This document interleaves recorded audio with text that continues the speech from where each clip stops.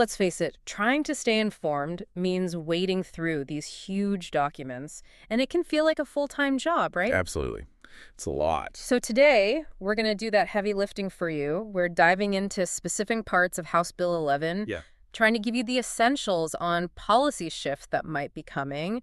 Think of this as your express lane to, being well-informed. Exactly. And this bill, it's reported from the House Committee on the Budget, it covers so much ground, potential changes across a ton of sectors. Right. Our mission here is just to pull out the most significant bits, the interesting stuff, give you some clarity, some context, without getting totally lost in the legislative weeds.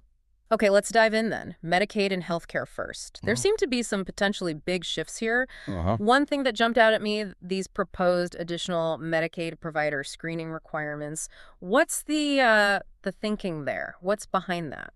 Well, what's interesting is it probably signals a tighter focus on protecting the Medicaid system. These extra screening steps likely aim to clamp down more on potential fraud and abuse by providers. Makes sense. Yeah, it suggests maybe more scrutiny, maybe an expectation of more vigilance in how providers are onboarded and monitored. Okay. And sticking with that theme, that financial oversight idea, there's a section about removing the good faith waiver for reducing payments when certain overpayments happen in Medicaid. That sounds like it could really impact how providers deal with billing errors. It definitely could. Getting rid of that waiver, and it's slated for fiscal year 2030, so not immediate. Yeah.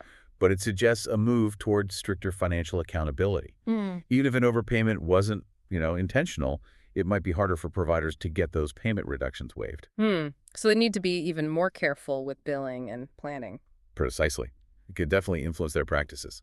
Another change that seemed interesting is the idea of more frequent eligibility checks for some Medicaid beneficiaries, right? Yes. What's the rationale there? Why more regular reviews? Well, this touches on ensuring the program serves people who, currently meet the criteria. More frequent checks could mean a more up-to-date picture of who's eligible. So a more dynamic enrollment, maybe, reflecting people's changing circumstances. Potentially, yes. Yeah. That seems to be the goal. The bill also talks about revising how home equity counts for long-term care eligibility under Medicaid. How might that affect people needing those services, families needing them? That's a big one.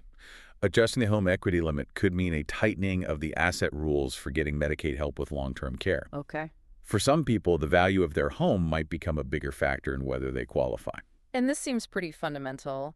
A proposal to prohibit federal financial participation, federal money, basically for Medicaid and CHIP if someone's citizenship or nationality isn't verified. Right. That sounds like a clear policy statement. It is. It directly links federal funding to confirmed status.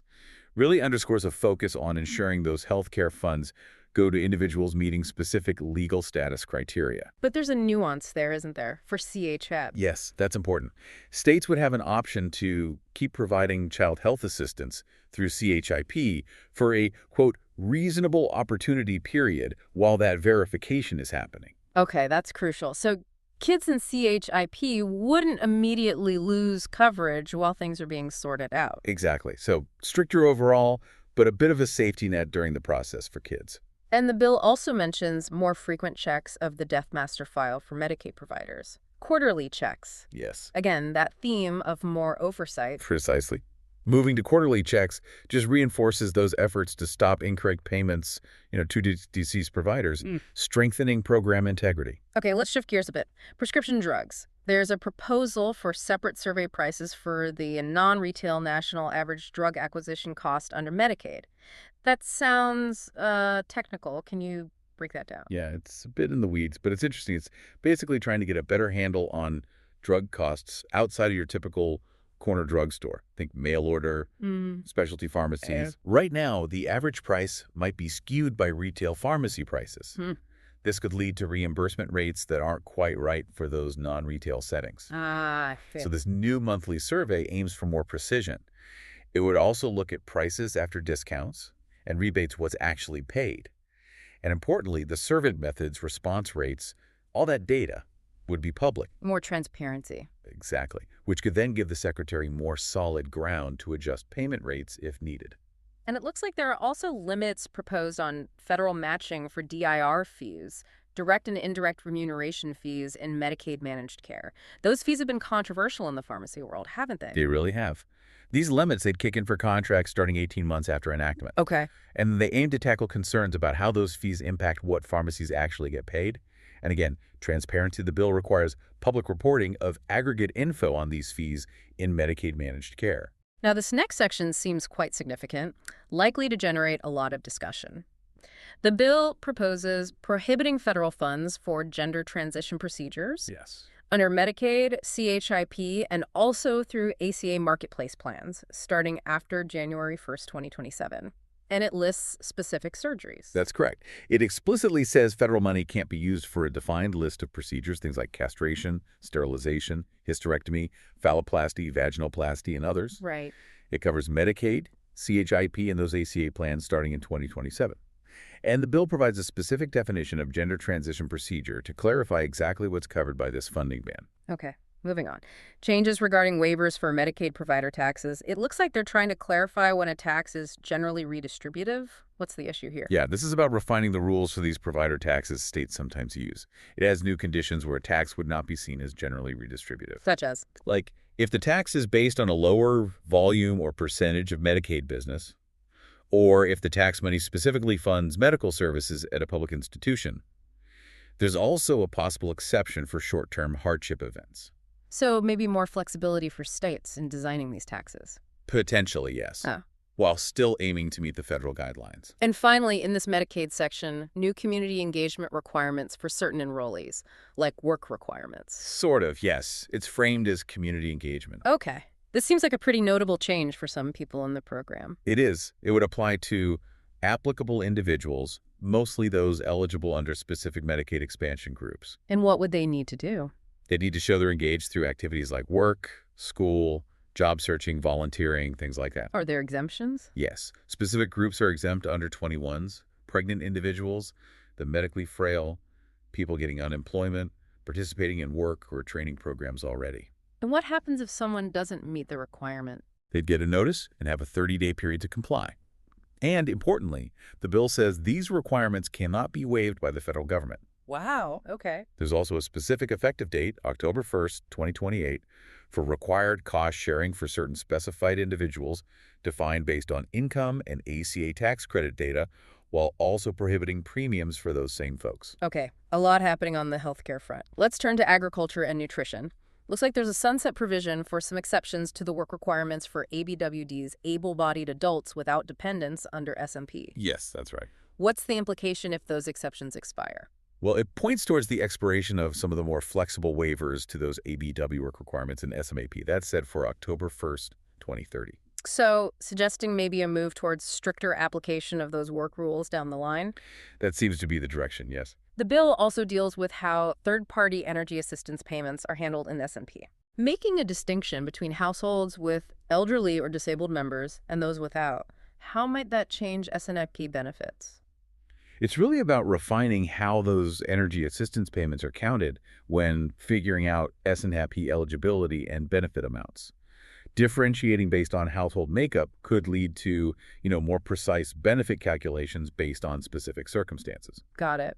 And for listeners in agriculture, new reference prices are listed for things like peanuts, lentils, chickpeas, seed cotton, taking effect for the 2031 crop year. Yes. These reference prices are pretty important for farm safety net programs, right? Absolutely crucial. These updated prices are the benchmarks used in programs like PLC, price loss coverage. Yeah. They essentially set the level below which farmers might get government assistance if market prices fall.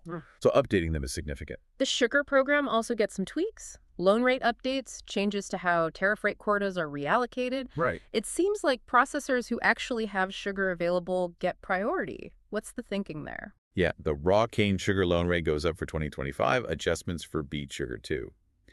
And the quota reallocation change does seem geared towards prioritizing processors with existing sugar when there are domestic shortages. Okay. And the USDR is supposed to reallocate any further projected shortfalls by March 1st each year. The bill also defines the domestic sugar industry and asks for a study on possibly needing more conditions for refined sugar imports. Interesting. And a new poultry insurance pilot program for contract growers focused on extreme weather. Yes, this is new, an index-based insurance pilot. What's index-based insurance for folks who might not know? Good question. Instead of paying based on an individual farm's specific losses, it pays out based on an external index, like rainfall amounts or extreme temperatures hitting a certain threshold in a defined area. Ah. It can be a quicker, more streamlined way to get support when widespread bad weather hits a region, which is a big risk for poultry growers. Makes sense. We also see more funding for the Voluntary Public Access and Habitat Incentive Program. VPA-HIP, yes, extended to fiscal year 2031. And continued funding for the Multiple Crop and Pesticide Use Survey. Also through 2031. Seems like ongoing support for conservation and ag data collection. That's right. The VPA-HIP funding helps open private lands for recreation while supporting habitat work. And the survey provides really vital data on farming practices. And finally, in ag, extensions for the Pima Cotton Trust Fund and the Wool Apparel Manufacturers Trust Fund through 2031. Yep, just continuing support for those specific sectors via those dedicated funds. All right, let's shift now to financial aid and higher education. Some potentially big changes proposed here. Definitely some significant ones. Starting with maximum limits, aggregate and annual for federal direct Stafford and PLUS loans, beginning July 1st, 2026. This could really change how students finance college. It absolutely could. These new caps represent a real tightening of federal loan borrowing. A $50,000 aggregate limit for undergrad unsubsidized Stafford loans. And the annual PLUS loan limit tied to cost of attendance minus the Stafford loan amount. It might push students and families to look for other funding or rethink their strategies altogether. There's also something about borrowers with accepted loans. Sounds like maybe older consolidation loans. That seems to be the case. If they take out new federal direct loans after July 1st, 2026, they have to repay all their direct loans under the standard plan. How does that impact repayment options? It looks like an attempt to simplify things for those specific borrowers. But requiring the standard plan for all their direct loans, if they borrow again, could potentially cut off their access to income-driven repayment plans, which, adjust payments based on income. Okay. Now, a new program, Balance Assistance for Distressed Borrowers, under something called the Repayment Assistance Plan. Yes. Includes interest subsidies, even principal reduction in some cases. Sounds like potential relief for struggling borrowers. How's that supposed to work? It's an interesting idea. Designed for borrowers making payments, but their balance keeps growing because of interest. Right, negative amortization. Exactly. Under this plan, if you make an on-time payment, but it doesn't cut your principal by at least $50 that month, Okay. the secretary would step in and reduce your outstanding principal balance, either by the amount of unpaid interest or enough to get that principal reduction up to $50, whichever is less. That could be a real safety net for people treading water on their loans. It could, yes. For those making consistent payments but not gaining ground. The existing income-driven repayment plan is also getting modified, renamed the Repayment Assistance Plan. Changes to payment calculations, some alternatives eliminated. Right. The modified plan gives borrowers the option to cap their total monthly payments based on a specific formula tied to income. Okay. Getting rid of some alternative calculations seems aimed at simplifying the process under this income-driven approach. Now, this is a really interesting shift. Accountability for colleges. A new risk-sharing framework based on student loan repayment rates and median value-added earnings. Yes, this is quite novel. Can you explain value-added earnings quickly? And how would this risk-sharing work? Sure. Value-added earnings basically tries to measure how much a student's earning potential increased because of the education they got at that specific institution. Got it. The risk-sharing model would potentially require institutions to reimburse the federal government based on how well their students, both graduates and non-completers, are doing with loan repayment and earnings compared to the total cost of attending. So if students do well, the college pays less back, or maybe nothing. Exactly. If median earnings exceed the total price of attendance for a cohort, the reimbursement rate could be zero. It's a strong incentive for schools to focus on student success, loan repayment, and career outcomes. And building on that, a new Promise Grants program aimed at schools meeting price guarantees and focusing on underserved students. Yes, the Promise Grants, starting around 2028-2029. They're designed to reward schools that commit to capping the total cost for students in certain income brackets or with certain student aid index levels. Yeah. And the grants give schools flexibility in using the funds to support those specific student populations, promoting affordability and access. All right, let's move to energy and infrastructure permitting. An expedited process for covered energy projects. A tight 45-day time frame to apply after choosing this expedited path. What kind of projects are covered? It's a pretty broad list. Renewables like wind and solar, carbon capture, direct air capture, hydrogen projects production, transport, storage nuclear reactors, critical minerals projects. So a wide range of key energy infrastructure. Exactly. The clear goal seems to be speeding up the development of these types of projects. There are also limits on judicial review for these approved projects. Expedited challenges, a specific standard of review, trying to minimize legal delays. That appears to be the intent. It seeks to streamline the legal side. Expedited challenges mean quicker court processes, and the standard of review means courts would generally only overturn an agency decision if it was arbitrary, capricious, or illegal, based only on the info the agency had at the time, the administrative record. Making challenges more focused, maybe less likely to drag on. That seems to be the aim. And FERC, the Federal Energy Regulatory Commission, gets authority to issue licenses for these covered projects. Yes, expanding FERC's role to include permitting for these specific projects, potentially streamlining things by allowing FERC to adjust its procedures for efficiency. Okay. And finally here, a covered energy project investment premium account funded by project sponsors to help impacted communities. That's right. Sponsors would pay a premium, 1.5% of their capital contribution, into this account. Okay. And those funds would be used for financial assistance to communities directly affected by the construction. These payments continue until fiscal year 2033, or if the sponsor pulls out. Sort of a community benefit or mitigation fund. Got it. Shifting to AI and IT. A big chunk of money, $500 million for FY 2025 to the Department of Commerce for an AI and IT modernization initiative. Yes, a significant appropriation. What's the main goal here? Updating federal IT. Pretty much. It signals a strong push to use commercial AI and automation to modernize federal IT systems, make them more secure. And the money's available for a while. Until September 30, 2035. So it's the long-term commitment. The bill also mentions limiting fees or bonds specifically tied to AI models, treating them like other comparable tools. And it uses the definition of AI from the National AI Initiative Act. Okay. Now, border security and immigration. Several proposed changes here. Appropriations mentioned for border barriers, facility improvements. For CBP in FY 2025. Seems like continuing focus on physical infrastructure and security there. Yes. These appropriations underscore that ongoing effort. The bill also proposes limits on the Homeland Security Secretary's parole authority, restricting it mostly to law enforcement assistance situations. Right. Can you explain parole authority in this context, and why is limiting it significant? Sure. Parole authority is basically the Secretary's discretion to let certain individuals who might not otherwise qualify for admission enter or stay in the U.S. temporarily, usually for urgent humanitarian reasons or significant public benefit. Okay. This change would narrow that authority quite a bit, primarily limiting it to cases where someone is helping law enforcement and needs to be present for that specific purpose. So, a much tighter scope for using parole. Seems so. We also see several new fees being established for continuances in immigration court. Yes. For applying to adjust status to permanent resident. And for the CBP Electronic Visa Update System, EVUS. How might these fees affect people in the system? Well, these fees, set by the Attorney General or DHS Secretary, are meant to cover costs. It's important that they generally can't be waived. Okay. Though there is a potential reimbursement mentioned for the EVUS fee for sponsors of unaccompanied children if the child isn't ultimately ordered removed in absentia. But overall, it adds costs to navigating the system. There are also funds for modernizing ICE's vehicle fleet and for promoting family unity, covering costs for detaining parents or guardians of unaccompanied kids. Right. Appropriations for both ICE operational capacity and addressing some aspects of family detention related to unaccompanied children. The bill also allows states to get compensated for costs of detaining certain non-citizens. Yes. But with a catch, compensation might be limited if the state restricts cooperation with federal immigration laws. That's the conditionality, yes. Yeah.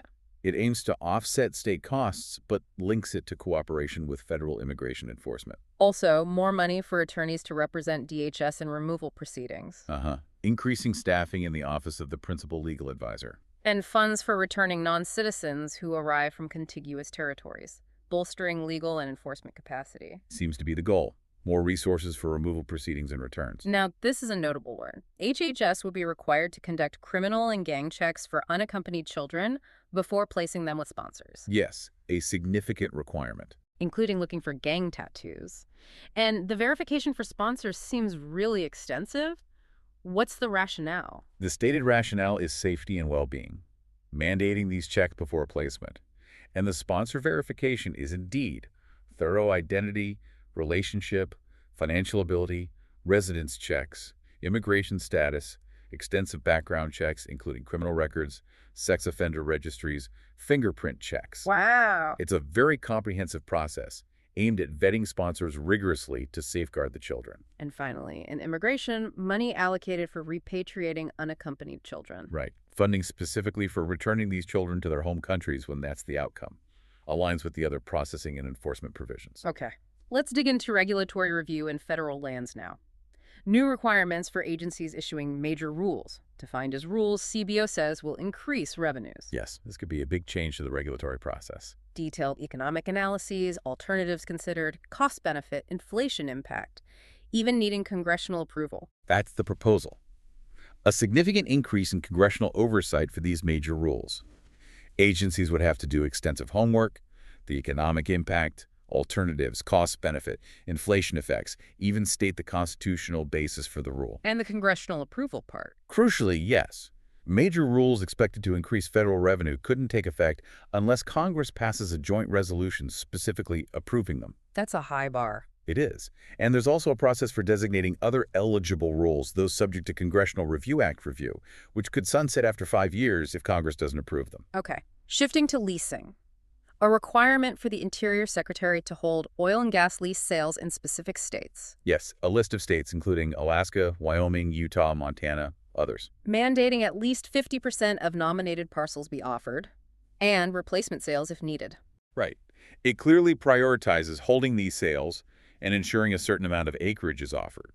The replacement sale requirement reinforces that if a sale gets canceled or bids are too low, they have to hold another one. Seems aimed at boosting oil and gas development on federal lands. And modifications to the leasing process itself, requiring application reviews to be completed, a non-renewable 4-year term for drilling permits. Yes, these look like efforts to streamline the permitting side, setting deadlines or clear terms, potentially speeding up the process for getting drilling approved. There's also specific direction to reissue canceled leases in Alaska.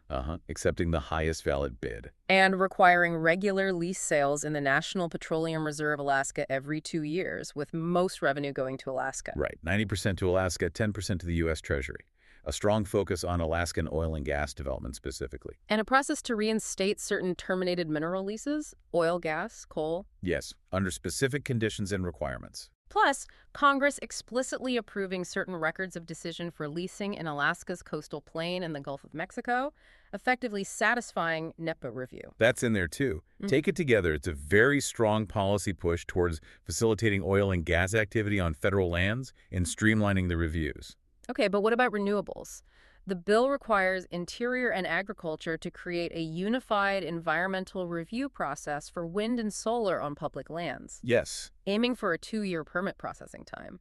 That sounds like it could speed things up for renewables. It does. It's an initiative to accelerate renewable permitting on public lands, setting up a more streamlined, unified review with that 2-year target.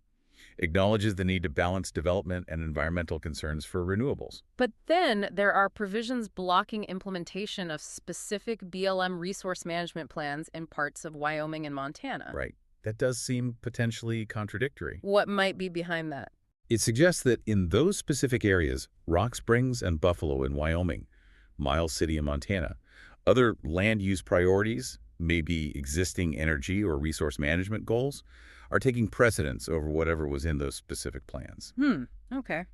We also see funds for the National Capital Planning Commission, 250th anniversary stuff, National Garden of American Heroes. Yes, specific appropriations for those commemorative projects. And the Forest Service gets authority for long-term stewardship contracts, up to 50 years. What are those? Stewardship end result contracts let the Forest Service partner with private groups. The groups do restoration work, thinning forests, improving watersheds, and can often offset costs by using the timber or other forest products they remove. The end result part means the focus is on achieving specific ecological goals. Longer terms might allow for bigger, more complex projects. Got it. And finally here, disposing of some federal land in Washoe County, Nevada, joint selection with the county, evaluating it for affordable housing. Right. A specific process for potentially transferring that land, requiring collaboration with the county, and specifically considering its suitability for affordable housing, potentially through development or a land exchange. Targeted effort there. Okay. Federal employees and the Postal Service. Changes to how average pay is calculated for retirement benefits. CSRS and FERS. Yes, this could affect future retirement checks. How so? For CSRS, instead of the highest 3 consecutive years, it would be based on the highest rates over the entire career, weighted by time. For FERS, for most people retiring after Jan 1, 2027, it changes from the highest 3 consecutive years to the highest 5 consecutive years. So that could potentially lower the final annuity amount for some FERS retirees using a 5-year average instead of 3. It could, yes. Depends on individual salary progression, of course. And some Postal Regulatory Commission employees could choose at-will employment. Yes, those appointed after enactment. A different employment status, less traditional civil service protection. Plus, more funding for the Postal Service Fund, tied to inflation, and money for audits of health benefit programs. Right. Increasing the funding limit acknowledges rising costs for the Postal Service, and the audit funding points to ongoing focus on managing those health programs efficiently. Coast Guard and Veterans Affairs. Looks like expanded authority to activate Coast Guard Reserve members for pre-planned missions. Yes, for the selected reserve, supporting the active component. Subject to budget rules and a 365-day limit on consecutive active duty. Correct. And this new type of active duty gets added to the definition of uniformed services in Title 38, the VA benefits part of the code. And importantly, reemployment rights under USERRA would apply. Yes, ensures those called up under this new authority have their civilian jobs protected, just like other activated reserve members. Gives the Coast Guard more flexibility using its reserve force. Highway Trust Fund. An increase in the cap for the Hazardous Liquid Pipeline Safety Assessment. Yes, more funding for pipeline safety oversight. And a new annual registration fee on motor vehicles. This is new, yes. Imposed by the Federal Highway Administration, amount TBD, collected by states, going into the Highway Trust Fund. That's the structure proposed. Yeah. A new federal vehicle registration fee to directly fund highways and transit.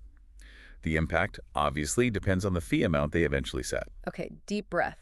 Tax provisions, extensive section. Let's start with individual and family stuff. Right. Several things made permanent. Tips not taxed. Yes. Overtime pay not taxed. That provides certainty. Definitely. Stability for workers earning tips or overtime. The deduction for seniors gets enhanced. $24,000 limit for singles, $48,000 joint for 2025, then indexed for inflation. Right. Bigger deduction, and it keeps up with inflation going forward. More relief for older taxpayers. And car loan interest deduction made permanent, too. Yes. With a broad definition of applicable passenger vehicle. Cars, SUVs, pickups, motorcycles, even some trailers and campers. Okay. But new reporting for lenders receiving over $600 in interest annually. Correct. Reduces the cost of vehicle ownership potentially, but adds an administrative task for lenders. Employer-provided child care credit gets a boost. Higher max credit, $600, longer period for expenses, can be used against payroll taxes. Yes, several enhancements there could make it more appealing for employers to offer child care support, helping working families. Paid family and medical leave credit extended and enhanced through 2027. Adjustments to minimum leave rules, credit amount tied to wage replacement percentage, usable for state-local mandated leave too. And the adoption credit enhanced max credit up to $25K, indexed for inflation starting 2025, more support for families there. Continued and potentially increased tax help in those areas, yes. Indian tribal governments recognized for the work opportunity credit. Expanding the reach of that hiring incentive credit. Increased standard deduction for married filing, jointly extended through 2025. Continuing that temporary relief for many couples. But interestingly, the limitation on itemized deductions, the PEAS limitation, essentially comes back after 2025. Yes, reinstated. And the elimination of the personal casualty loss deduction is repealed after 2025, meaning that deduction comes back too. Correct. Those two changes mainly affect higher income taxpayers who itemize, reversing parts of the 2017 tax law changes. Okay. Increased contribution limit for ABLE accounts extended and made permanent. Good news for people with disabilities using those accounts. Definitely. More flexibility for saving for disability expenses. A new deduction for charitable contributions for non-itemizers. Capped. Temporary, though. Yes, through 2028. Capped at one-third of the standard deduction, about $5 K single, $10 K joint in 2025, indexed. Requires SSNs, rules like EITC. Could encourage more giving from people who take the standard deduction. Exclusion for employer payments of student loans made permanent, limit adjusted for inflation starting 2026. Enhancing that valuable employee benefit. And these new MAGA accounts, Making Americans Great Again accounts, for higher ed and credentialing. Yes, a new savings vehicle. $5,000 annual contribution limit, specific rules, penalties for misuse, and a pilot program for automatic enrollment for some Pell Grant recipients. Right, a novel approach. Dedicated savings accounts, plus that auto-enrollment pilot aimed at boosting participation among lower-income students. Okay, now business taxes. Special depreciation, bonus depreciation, extended but phasing down through 2027. Yes, continuing but gradually reducing that benefit. But UT, a new 100% bonus depreciation for qualified production property, placed in service between early 2025 and early 2029. What's that? Right, this is a big incentive. Qualified production property is basically non-residential real property integral to manufacturing or production. Yeah. New construction started after Jan 19, 2025, placed in service before Jan 1, 2033. Allows writing off the entire cost in year 1. Huge incentive for domestic manufacturing investment. Potentially, yes. Very strong incentive. Opportunity zones renewed, enhanced through 2034. New designations allowed for rural areas focus on qualified rural opportunity zone businesses. Extending the program, expanding it into rural areas with prior economic distress, and adding specific rules and reporting for investments in those rural zones, aiming to spur investment in more distressed communities. Section 179 expensing limits boosted significantly. $2.5 million limit for 2025, indexed. Phase-out threshold up to $10 million, indexed. Big jump. Allows more small and medium businesses to deduct the full cost of equipment and certain property immediately. Significant tax break for capital investment. And the change to the 1099K reporting threshold for third-party networks, that $600 threshold is repealed, back to $20,000 and 200 transactions. Yes, repeals the change, reverts to the older, higher threshold. And the reporting threshold for payments to attorneys goes up from $600 to $5,000. Correct. Both changes should reduce tax paperwork for many businesses. Several international tax provisions modified or extended GILTI, FDII, BEAT interest allocation. Complex stuff affecting multinationals. Yes, basically extending or tweaking parts of the international tax system put in place previously. Affects how U.S. companies are taxed on foreign earnings. Gross receipts threshold for small manufacturers using the cash method of accounting jumps to $80 million indexed. Big increase. Cash accounting is simpler than accrual. This lets many more small manufacturers use the simpler method, reducing compliance burden. Energy tax credits extended and modified production tax credit, Sec 45, investment tax credits, Sec 48, both phasing down after 2028, advanced manufacturing, 45X, clean electricity production, 45Y, and investment, 48E credits also addressed. Right. Continued support, but with phase downs for some older credits and modifications for newer ones. Importantly, new requirements about where materials come from, prohibiting materials from prohibited foreign entities, countries harmful to U.S. national security. Yes, that's a key addition. Tying the credits to supply chain security, discouraging reliance on materials from certain designated foreign sources. Continues clean energy incentives, but with a clear Buy American or ally shoring element. Okay, nearly there. Modifications to the SALT deduction limit for pass-through entities, allowing partnerships S-Corp to deduct state-local income taxes separately. A potential workaround for the SALT cap for business owners and pass-throughs, yes. Specific rules apply. Changes to the limit on excessive employee pay deduction. Expanding who counts as a covered employee. Broadening the $1 million deduction limit for executive pay to potentially cover more employees within a controlled group, effective after 2026. Business interest expense limit, Section 163J, modified.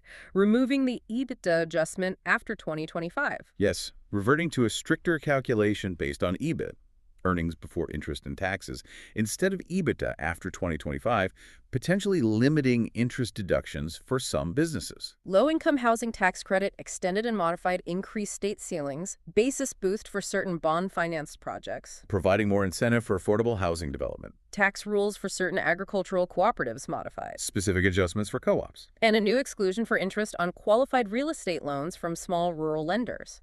Lenders with $50 or less in assets for rural ag loans made before 2029. Yes. Targeted relief to encourage lending by small institutions in rural areas. Wow. Okay, that was definitely a comprehensive look. This deep dive covered a huge range of potential shifts from House Bill 11, healthcare, ag, education, energy, immigration regulations, and of course, a massive amount on taxes. It really is a complex bill, and it's crucial to remember how these pieces fit together. They interact to shape a broader policy picture. Understanding these key elements hopefully gives you a solid base for thinking about the bigger implications. So, as we wrap up, what are the big themes? What priorities seem to jump out from all this? Well, you definitely see themes around fiscal responsibility or perhaps program integrity with tighter rules in Medicaid, for instance. There's a clear emphasis on boosting domestic energy, both fossil fuels and renewables, but with a supply chain focus for renewables. Right. Border security and immigration enforcement are prominent. And then there's the huge tax component, extending and modifying many parts of the 2017 tax law, plus adding new incentives and rules. Exactly. And now, hopefully, you, our listener, have that valuable shortcut. You're better equipped to follow the discussions or read more about this bill with a much more informed perspective. We encourage you to think about which parts stood out most to you, what seems most significant, or what do you want to watch more closely? Yeah, maybe that's where you start your own deeper dive. Or perhaps it's something we can revisit here in the future. Thanks for joining us.